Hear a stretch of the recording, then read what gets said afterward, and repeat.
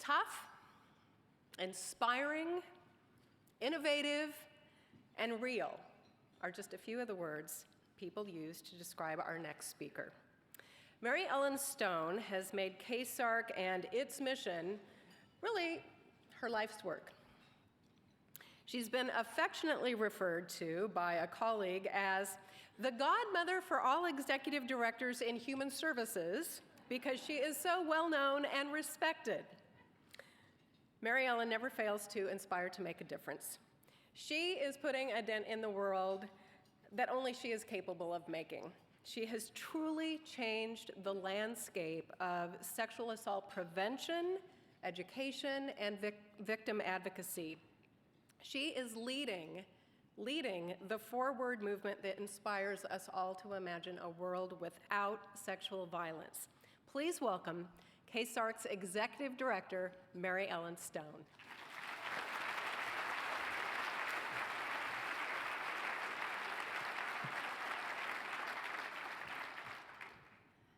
I've not heard the godmother thing before. I'm thinking a fairy willow wand, right? Good morning. It's wonderful to see you all. Thank you so much for being here. Our 2016 Be Loud Breakfast. You know, this is the highlight of my year. It is a very memorable day. And I want to acknowledge, thank you, Heather and Anna, for sharing your story with us. We can do that because of you, because of our outstanding staff, many of whom are here today. And if you haven't met them, they've got name tags and staff member on it. Please talk with them. I also want to acknowledge our board of directors who are highly engaged, very excited. They're all here this morning as well. And I also want to thank our table captains. 90 of you are table captains this year. We couldn't do what we've done, which is fill this room, without you. You're the ambassadors. You're our chief cheerleaders. You're our voice. So thank you so very much for doing what you've done.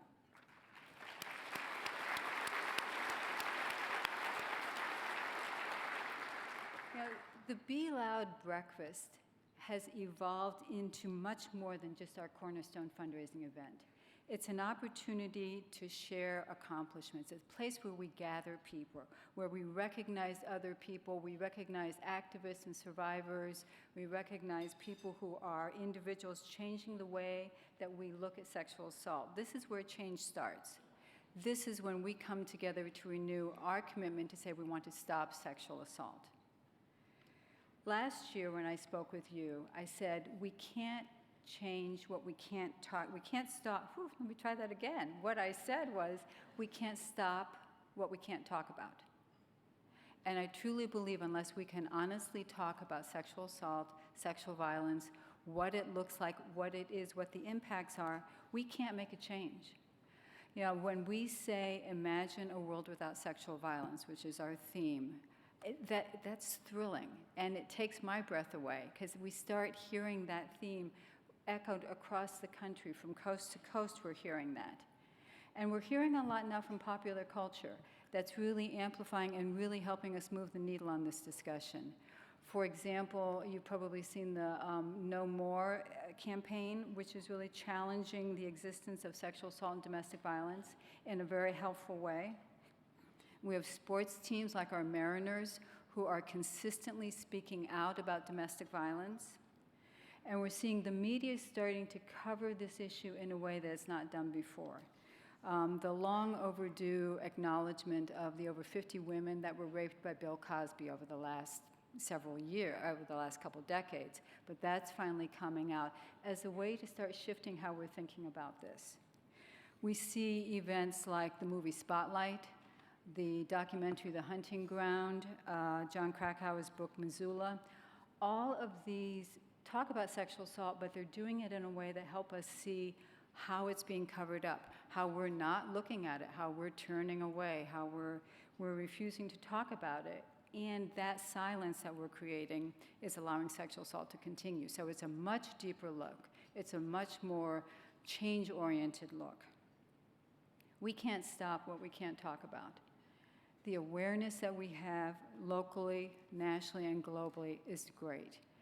Where the change, I think, really starts happening is when we do what we do today, when we literally start standing up for people, when we start saying, this is my story, this is my issue, when we start talking to each other about why this is important, when we change our behaviors, when we look at our attitudes, when we look at all of those pieces that underlie sexual assault, that's when change really starts happening.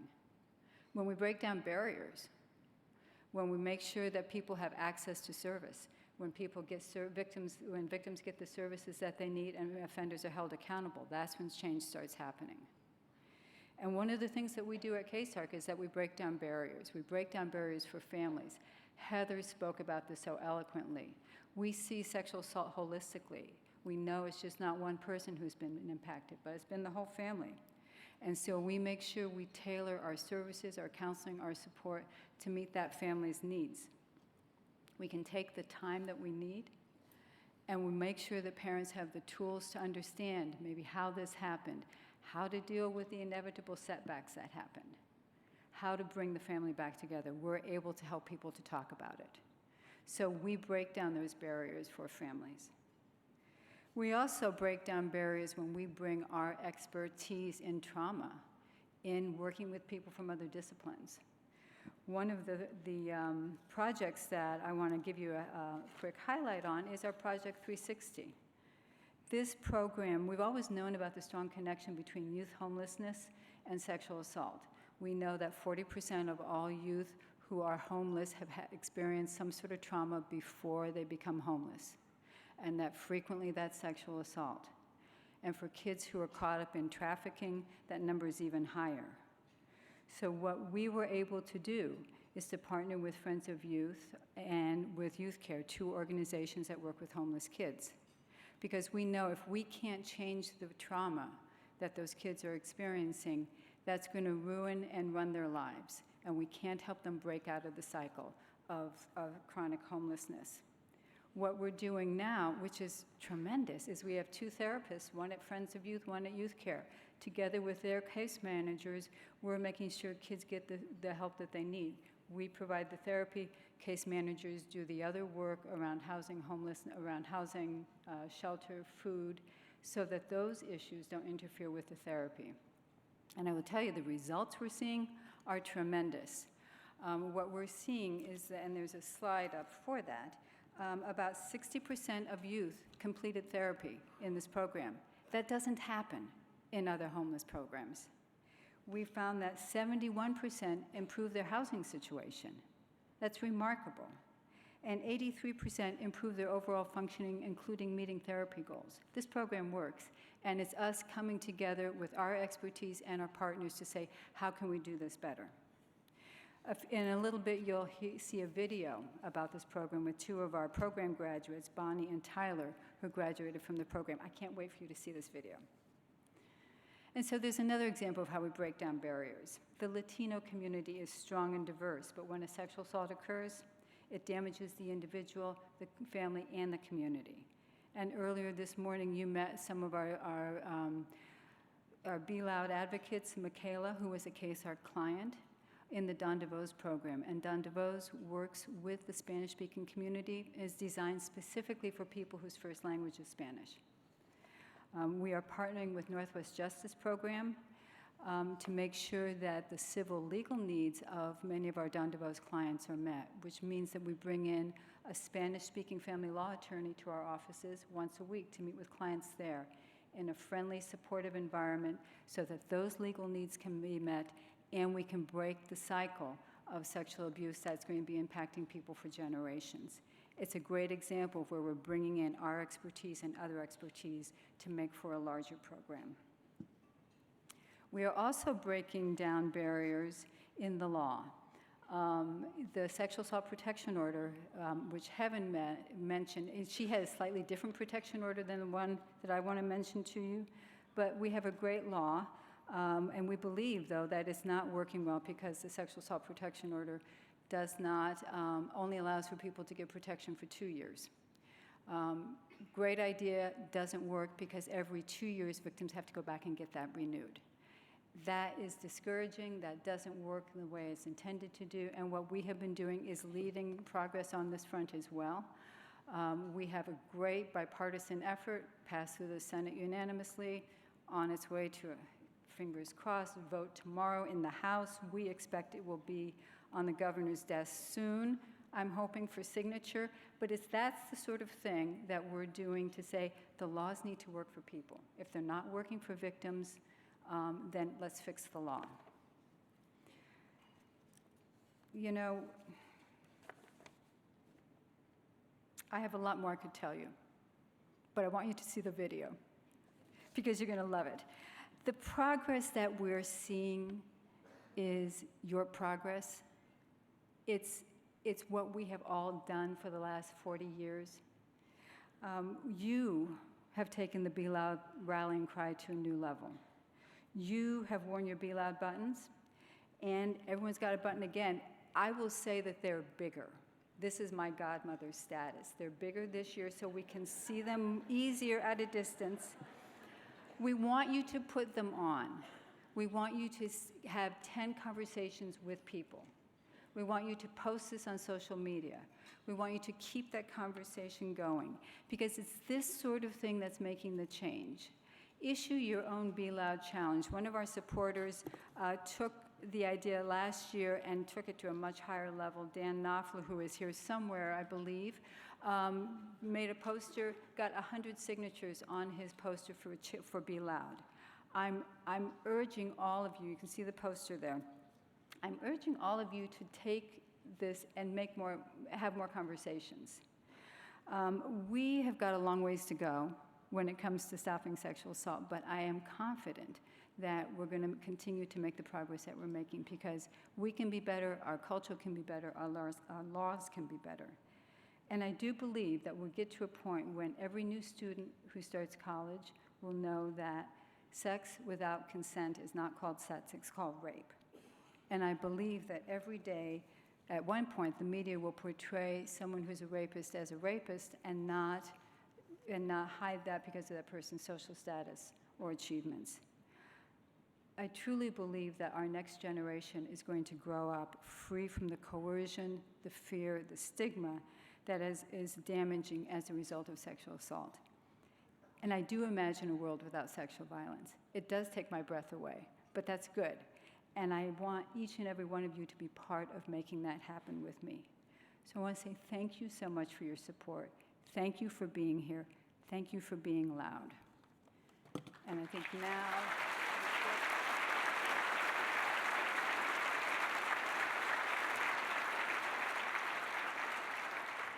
So I get to stay up here and introduce the video.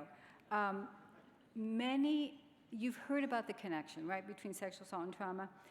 We were also told as an organization, you know, you can't help these kids with trauma-focused therapy because it's too hard. And we figured there's got to be a way to do this. We have got to do more than we're doing. So we made a commitment to try and see how could we make sure that kids who need trauma-focused therapy get it. There is nothing more effective than hearing people's stories. I want you to meet on the video Bonnie and Tyler.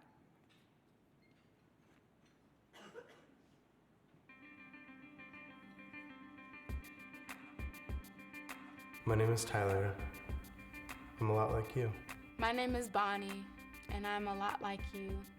I've just always had this massive appetite for just experiencing the world in some sense, you know?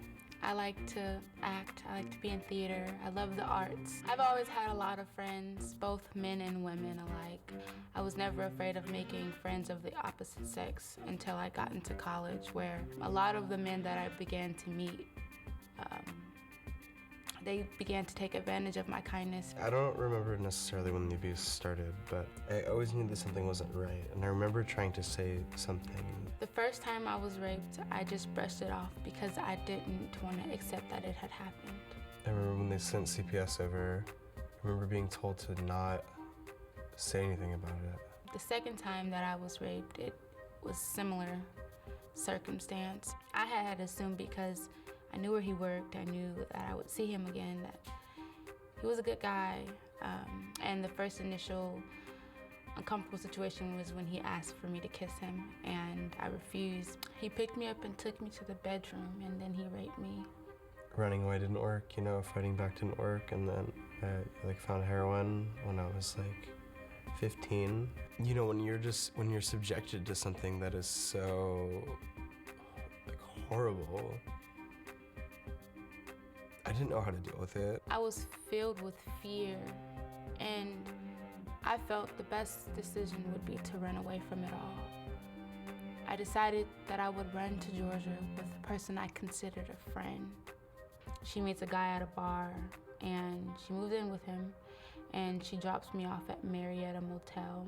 It didn't hit me until I had to stay in the Salvation Army shelter that I was really not okay. When I was 17, I left for Washington State, and that was as far away as I could go. And my first year in Washington was pretty rough.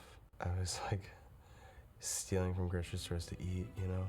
I was living on bunk beds with about 30 other women. It just turned into like a prison. That's what it felt like. I was in prison in my mind, and now I was in prison in the world. There's a lot of times when I didn't know where I was gonna even sleep the next day. I slept in the shelter at, Orion Center. I had no other real choices unless I wanted to sleep on the street. I didn't have anybody to turn to. I couldn't go over a friend's house. I couldn't, call my mom to come pick me up or meet me at the coffee shop.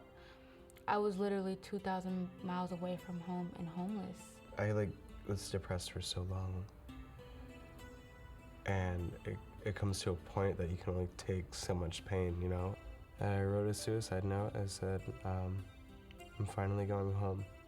I woke up and it was 5 days later.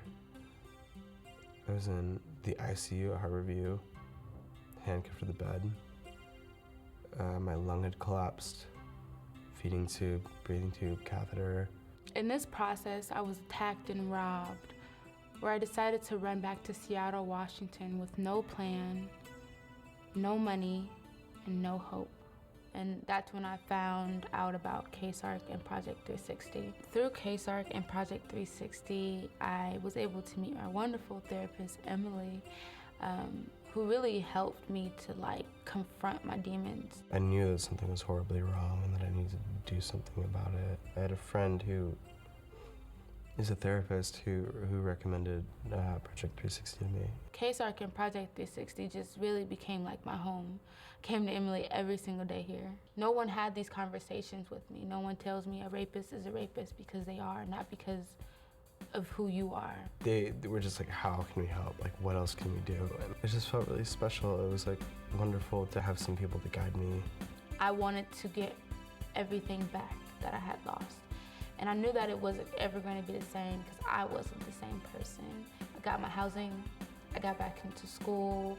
I just felt like I could do the things that I couldn't do in about 3 years of homelessness and transitioning and trauma.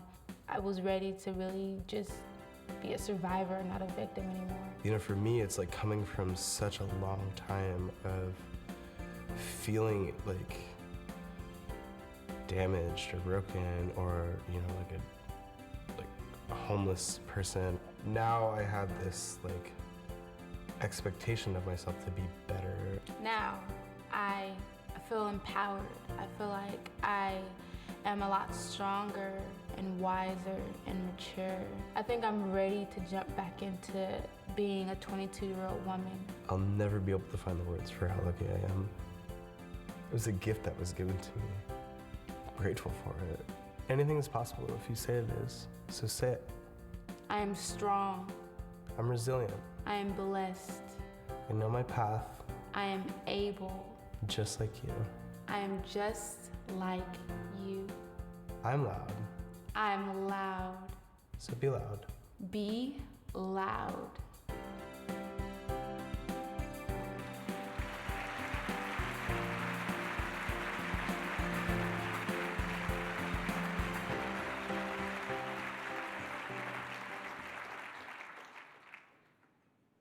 That's Project 360. We're really loud about it. Bonnie has a fabulous job in New York, could not be with us. Tyler is here, somewhere in the back. Tyler, can you stand up and wave?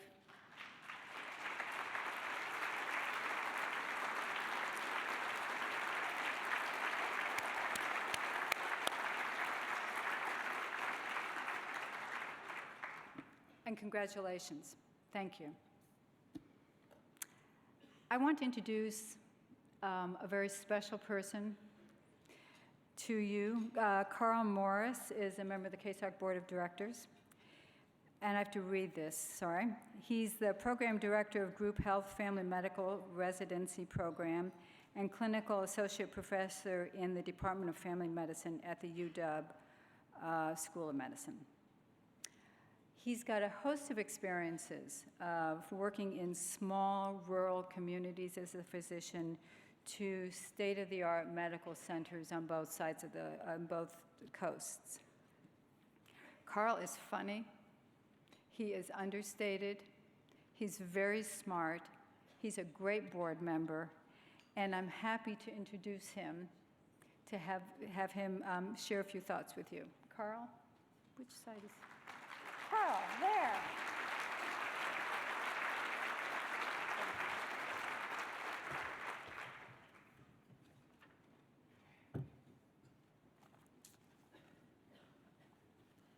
All right, good morning. Funny, I'm gonna have to work on that one.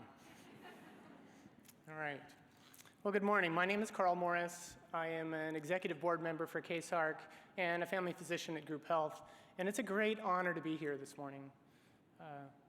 As I look out in the audience, I am amazed by 1,000 of us that came together this morning to raise our voices and be loud about sexual violence. I want to just feel the power in the room. I can feel it when I came here 3 years ago, and I'm going to tell you a little bit about that story. Can I also tell you it's a little overwhelming to be speaking to 1,000 of you? When Mary Ellen asked me if I would speak, my first reaction was one of extreme fear. You see, I'm the guy in your meeting that sits there for quite a while and waits and waits and waits until I have something to say. And the feedback I get when I say something is they say something like, Carl, you know, you should speak up more often. And when you do, can you be louder? So this morning, I am moved to be loud with you this morning and share with you my perspective about sexual violence. As I'm speaking this morning, I want you to think about two things. Number one, what are you going to do to be loud when you leave this breakfast? And number two, what are you going to do to make a difference this morning? So I have three perspectives on sexual violence that I want to share with you this morning. One as a physician, two as an educator, and three as a survivor. I'm a family physician at Group Health, and my job is to see my patients and to teach the next generation of family doctors. I've seen sexual violence as I grew up in a small town in Oregon, as I did my training at Stanford and Harvard and the University of Washington, and as I cared for patients in a small town in Oroville, Washington, Harborview Medical Center here in Seattle, and on Capitol Hill with Group Health. I'm also a survivor of a long history of sexual violence in my family, happened from generation to generation, and it's from this experience that I want to share with you my perspectives on sexual violence. First, I want to share my perspective as a physician.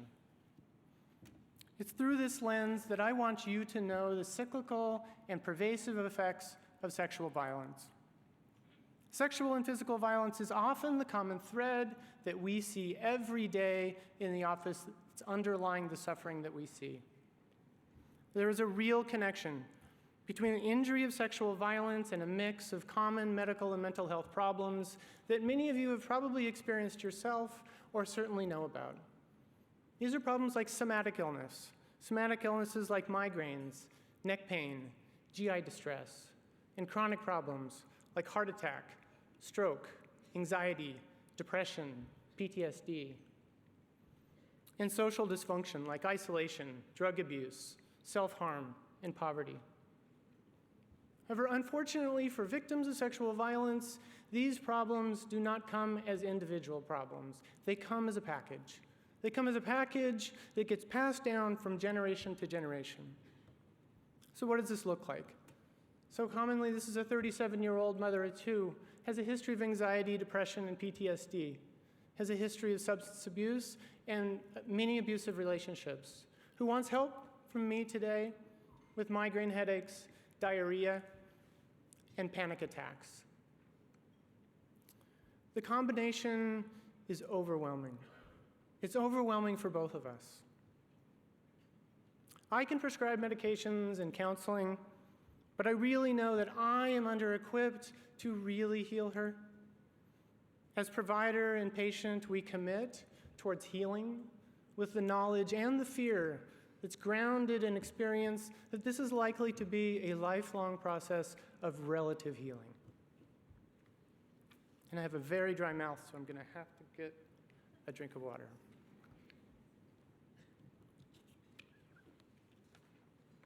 I also want to share my perspective as an educator.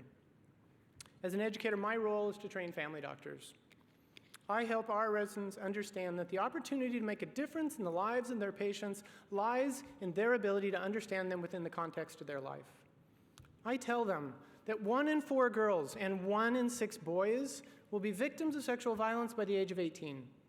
That 25 to 50% of the patients that they're going to see every day in clinic likely have a history of sexual and physical violence.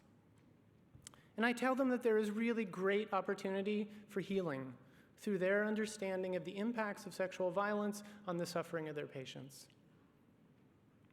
And I tell them that the answer for the healing lies in the 360-degree care that's provided by KCSARC. I tell them about survivors like Sue Taylor and Tim Burgess and Heaven's daughter Anna. And I tell them that what KCSARC offers, we can't, which is a cure from the cycle of sexual violence. And lastly, I want to share with you my perspective as a survivor. I'm going to share with you my story. When I came to this breakfast 3 years ago, sitting in one of your chairs, I had no idea what was coming for me. I was listening to Sue Taylor tell her story of abuse and memories and realization and suffering. An overwhelming flood of emotions and memories came over me. Fear, anger, pain, guilt, embarrassment, sadness, and most importantly, understanding.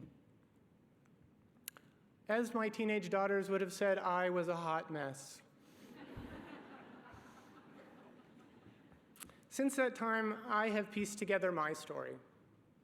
It's a story I had known in 25 to 50% of my patients, but I had not seen in myself or in my family. The self-preservation that had driven me to success had hidden my memories of abuse. My story, my family's story, is a history of multiple generations of sexual and physical violence. My grandfather passed it to my father, who passed it to my mother, and my sisters, and to me. The pieces of my puzzle are a little better arranged. The nightmares, the fear, the self-harm, the timidity, the insecurity, the lack of trust, they all make a little more sense. My violence ended when I was 8, when I faced my abuser. However, my cycle of trauma continued. Our family did not have KCSARC. We didn't heal, and our cycle of violence and trauma continues. However, I want you to know that I'm healing. I'm healing with you this morning as I tell my story. I'm healing as I own my story, but I don't let it define me. I'm healing by sharing with you that your survivors can be your father, your mother, your sisters, your abuser, and your doctor. And I'm healing through the love of my wife, Sandrine. I'm healing by helping KCSARC heal the survivors of sexual violence, and I'm healing because I can imagine a world without sexual violence for my daughters, Elise and Margot, ages 14 and 16, and I'm healing because the cycle of violence has ended for me.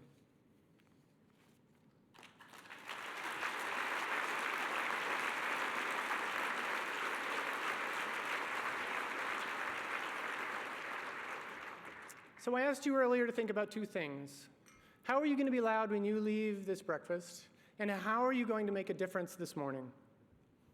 So as you leave, and I've got some suggestions for you in case you didn't think of anything. So as you leave this morning, I ask you to be loud about owning the responsibility of imagining a world without sexual violence. I ask you to be loud by being abhorred by the prevalence of sexual violence. And I ask you to be loud by wearing your Be Loud pins every day until I see you again next year. When I came to this breakfast 3 years ago, I got my little pen, I stuck it on my lapel, I wore it for about a week. I stuck it on my desk and I looked at it every single day. Second time I came to the breakfast, I got a few more guts. I stuck it on my badge at work. And I wore it every single day, and I answered lots of questions about, Carl, what's Be Loud? And this year, I'm going to replace this little teeny Be Loud pen with this big Be Loud pen. So I ask you and I urge you to wear your passion and imagine a world without sexual violence every day until I see you again next year. And this morning I have a couple asks.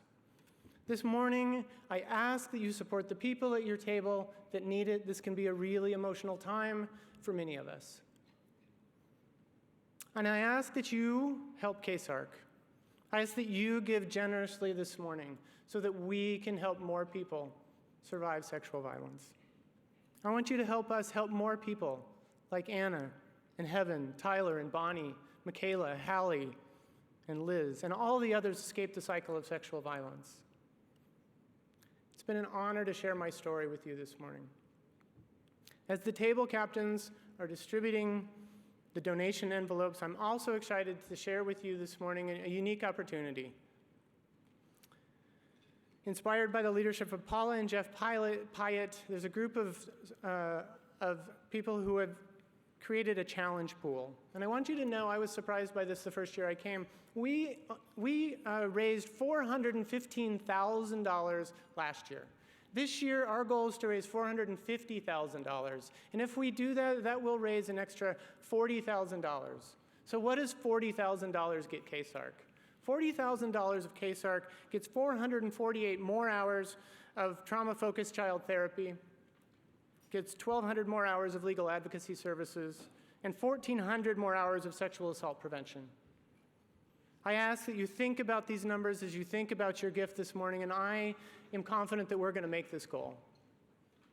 So thank you for allowing me to share my story with you this morning, and let's be loud.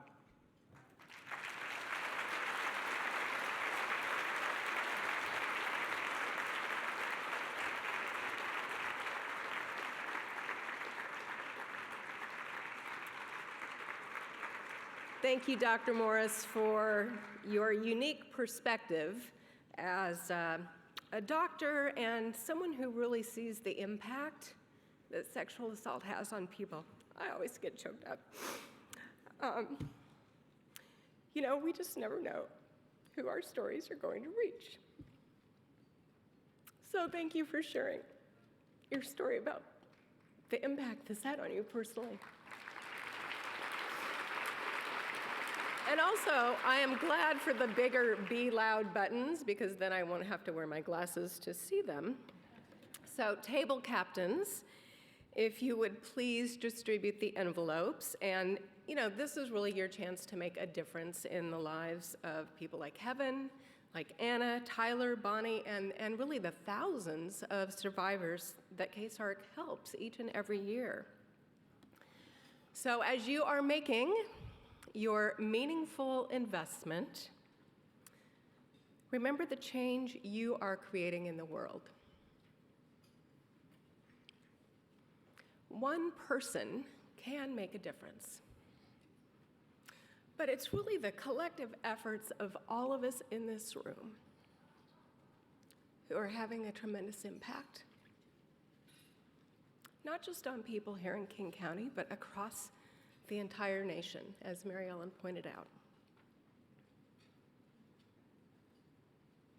So thank you. Thank you for your impact. Thank you for your investment. And thank you for being loud and for being here this morning. And I hope to see you here next year.